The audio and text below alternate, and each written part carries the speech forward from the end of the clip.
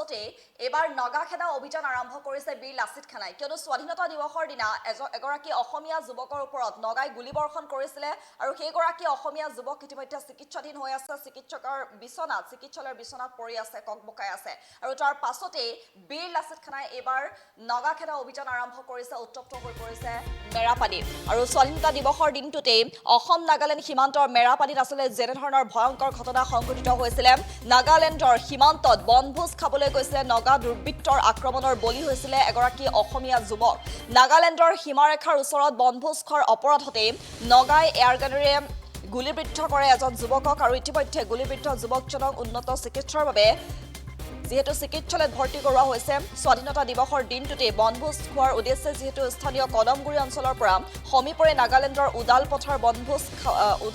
বনভোজ খাবলৈ গৈছিলে অসমীয়া যুৱক কেইজনে আৰু সেই বনভোজ খাই থকাৰ সময়তে নগাৰ দল এটাই আগভেটি ধৰে যুৱক কেইজনক আৰু তাৰ পাছতে কোনো কাৰণ নোহোৱাকৈ যুৱক কেইজনক ওপৰজুপৰি প্ৰহাৰ কৰে নগাৰ দলটোৱে আৰু প্ৰকাশ বড়ো নামৰ যুৱকজন পলাবলৈ লওঁতে গুলীবিদ্ধ কৰে নগাৰ দলটো আৰু যাৰ পৰিপ্ৰেক্ষিতত প্ৰকাশ বড়োৰ ইতিমধ্যে আঘাতপ্ৰাপ্ত হৈছে যথেষ্ট ৰক্তক্ষৰণ হয় আৰু অৱশেষত যেহেতু কৌশলেৰে পলাই আহিবলৈ সক্ষম হয় প্ৰকাশ বড়ো নামৰ আঘাতপ্ৰাপ্ত যুৱকজন আৰু ইতিমধ্যে চিকিৎসালয়ত ভৰ্তি হৈ আছে যুৱকজন আৰু এই ঘটনা এতিয়া তীব্ৰ প্ৰতিক্ৰিয়াৰ সৃষ্টি কৰিছে আৰু এইবাৰ বীৰ লাচিত খানা ওলাই আহিছে বীৰ লাচিত খানাই এবাৰ নগাখেদা অভিযান আৰম্ভ কৰিছে আৰু এই ঘটনা এতিয়া তীব্ৰ আচলতে প্ৰতিক্ৰিয়াৰ সৃষ্টি কৰিছে যি সময়ত দেখা গৈছে যে আচলতে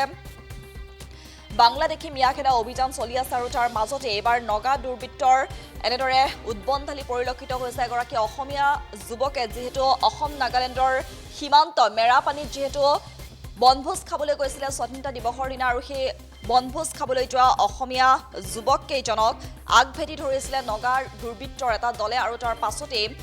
গুলীবিদ্ধ কৰিছিলে নগাৰ গুলীবিদ্ধ হৈছিলে সেই অসমীয়া যুৱক কেইজন আৰু ইতিমধ্যে যেহেতু শেহতীয়াকৈ চিকিৎসালয়ত ভৰ্তি হৈ আছে অসমীয়া যুৱক আৰু তাৰ পাছতে এবাৰ ইয়াৰ বিৰুদ্ধে ওলাই আহিছে নগাৰ বিৰুদ্ধে ওলাই আহিছে বীৰ লাচিত খানা আৰু বীৰ লাচিত খানা এবাৰ আৰম্ভ কৰিছে নগাখেদা অভিযান আৰু এই ঘটনা এতিয়া তীব্ৰ প্ৰতিক্ৰিয়াৰো সৃষ্টি কৰিছে কিছু মন্তব্য আহি পৰিছে আমাৰ হাতত সেই মন্তব্য এই মুহূৰ্তত আগবঢ়াম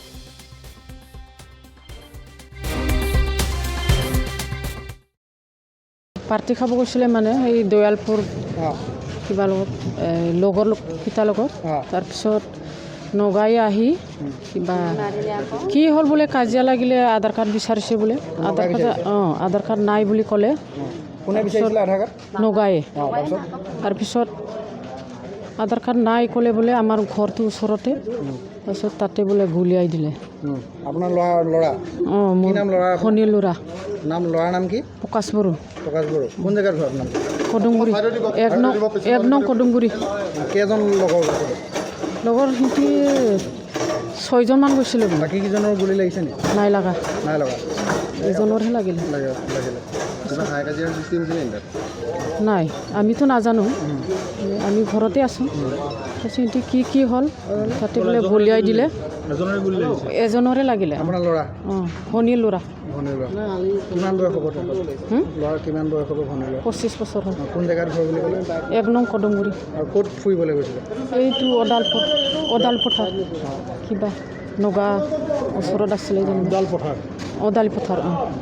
মই ভাবোঁ গোটেই ঘটনাটোৰ কাৰণে আমাৰ গোলাঘাট জিলা প্ৰশাসন আৰু ইয়াৰ যিটো ৰাজনৈতিক নেতৃত্ব অজন্তা নেওগ ডাঙৰীয়ানী আৰু সৰুপথাৰ বিধায়ক বিশ্বজিৎ ফুকন ডাঙৰীয়া ইয়াৰ কাৰণে জগৰীয়া কাৰণ এই আখৰাটো আমি দেখিছিলোঁ বেছ কিছুদিন ধৰি চলি আছিল কাৰণ আপোনালোক সকলোৱে জানে আমি বাৰম্বাৰ কৈছিলোঁ যে অসমৰ অন্য প্ৰান্তৰ উচ্ছেদৰ লগত আমাৰ গোলাঘাটৰ উৰিয়ামঘাট আৰু নেঘেৰিবিলৰ উচ্ছেদ একেই নহয় কাৰণ সেয়া সম্পূৰ্ণ বিবদমান অঞ্চল স্পৰ্শকাতৰ অঞ্চল আমি দেখিছোঁ যে ইয়াৰ আগতে মেৰাপানীত চিট ফাৰ্মৰ নামত 2000 বিঘা মাটি নগাই আক্ৰমণ কৰি তেওঁলোকে কাঢ়ি ল'বলৈ বিচাৰিছিল আজি কেইদিনমানৰ আগতে আমি 2 মাহৰ পূৰ্বে তাত আন্দোলন গঢ়ি তুলিছিলোঁ আৰু সেই মাটিখিনি আমাৰ সাংঘাতিক আন্দোলন গঢ়ি তোলাৰ পাছত আমি নিজৰ অসমৰ কৃষকৰ হাতত ৰাখিবলৈ সক্ষম হৈছিলোঁ তাৰ পাছত যেতিয়া এই হঠাৎ উচ্ছেদৰ এই গোটেই বিষয়বিলাক আহিলে আমি দেখিলোঁ যে নাগাসকল সাংঘাতিক ধৰণে উৎফুল্লিত হ'ল তেতিয়া আমি বাৰম্বাৰ কৈছিলোঁ যে উচ্ছেদ কৰক আমাৰ তাত আপত্তি নাই কিন্তু সেই ঠাইত আপোনালোকে উপযুক্ত আৰক্ষীৰ ব্যৱস্থা কৰক আৰক্ষী স্পেচিয়েল কেম্প দিয়ক কাৰণ CRPFৰ ওপৰত আমাৰ কোনো ভৰসা নাই কিন্তু প্ৰশাসন অসম চৰকাৰে গোটেই ঘটনাটো গাপ দিব বিচাৰিলে তেওঁলোকে শূন্যত গদা ঘূৰাই ডাঙৰ ডাঙৰ কথা ক'লে যে নাগা আগ্ৰাসনৰ কথা কৈ তেওঁলোকে আচলতে গোটেই বিষয়টো বিভ্ৰান্ত কৰিব বিচাৰিছে বুলি আমাক বদনাম দিলে কিন্তু সেই সময়ত আমি বাৰম্বাৰ কৈছিলোঁ যে নাগাসকল সাংঘাতিক ধৰণে উৎফুল্লিত হৈছে আৰু ইয়াৰ পিছত যিকোনো ঘটনা সংঘটিত হ'ব আজি কেইদিনমানৰ আগতে এই গুৰিয়াম ঘাটত এটা ঘৰ জ্বলাই দিয়া অভিযোগ উঠিছিল আৰু তাত প্ৰত্যক্ষদৰ্শীয়ে কৈছিল যে নাগাই জ্বলাইছে কিন্তু তাত আমি দেখিলোঁ খুদ বিধায়কগৰাকীয়ে সৰু পথাৰত তেওঁ ফিল্ডত নামি ক'লে যে এয়া নহয় মিয়া মানুহে জ্বলাইছে ইয়াৰ আগতে আমি দেখিলোঁ যে উৰিয়াম ঘাটত সেই অঞ্চলত নাগাই ফলক লগাইছে সেই কথা তেওঁলোকে ডিনাই কৰিলে তেওঁলোকে নামানে তেওঁলোকে গোটেই ঢাপি ঢুকি প্ৰেছ মাৰি ৰাখিব বিচাৰিলে গোটেই ব্যৱস্থাটো যাৰ কাৰণে আজি বিস্ফোৰণ ঘটিছে আপোনালোকে চাওক 15 আগষ্টৰ দিনাখন উদালি CRPFৰ কেম্পৰ পৰা 1 কিলোমিটাৰ 1.5 কিলোমিটাৰ দূৰত এই ধৰণৰ এটা সংঘটিত হ'ল একদম শূন্য দূৰত্বৰ পৰা নগাই গুলি কৰিছে এজন স্থানীয় বড়ো যুৱকক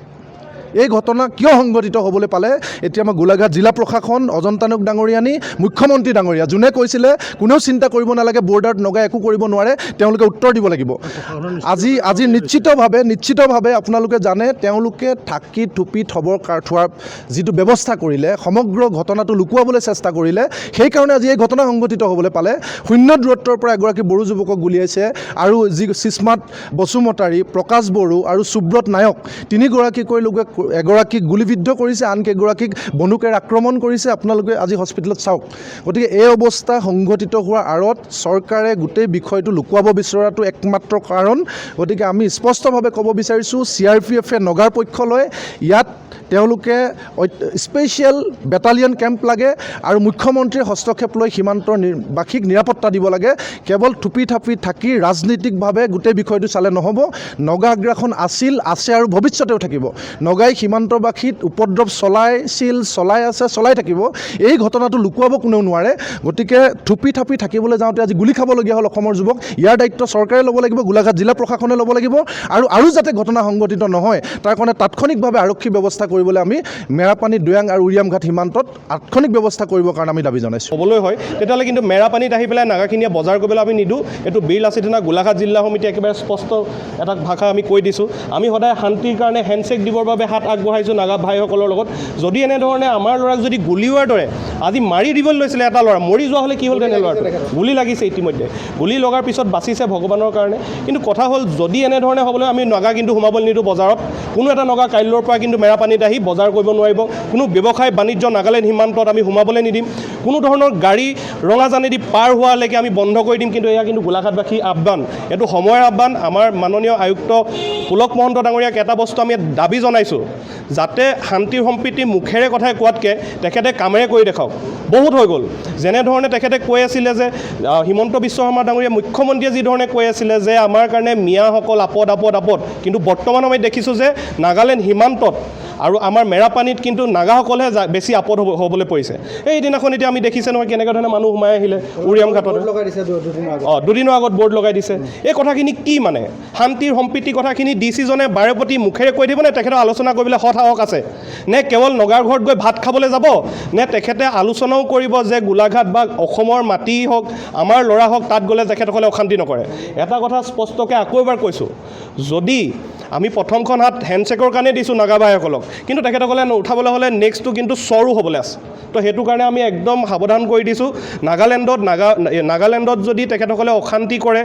অসমত যদি আহি পেলাই তেখেতসকলে অশান্তি কৰে এইবিলাক নচলিব ইয়াত শান্তি এতিয়াও বিচাৰোঁ এতিয়াও কৈছোঁ তেখেতসকলে আলোচনাৰ মৰ্মে বিষয়বিলাক ঠিক কৰক যদি সীমান্তৰ সমস্যা সদায় হয় কেৱল যদি অসমীয়া খিলঞ্জীয়া থলুৱা দুখীয়া মানুহখিনি যদি এনেধৰণে আপোনাৰ শোষিত হ'বলৈ হয় তেতিয়া তাৰ কাৰণে কিন্তু জগৰীয়া গোলাঘাট জিলাৰ আয়ুক্তজন যিকোনো খবৰৰ বাবে যোগাযোগ কৰক 7099017330 লগতে 7099017110 নম্বৰত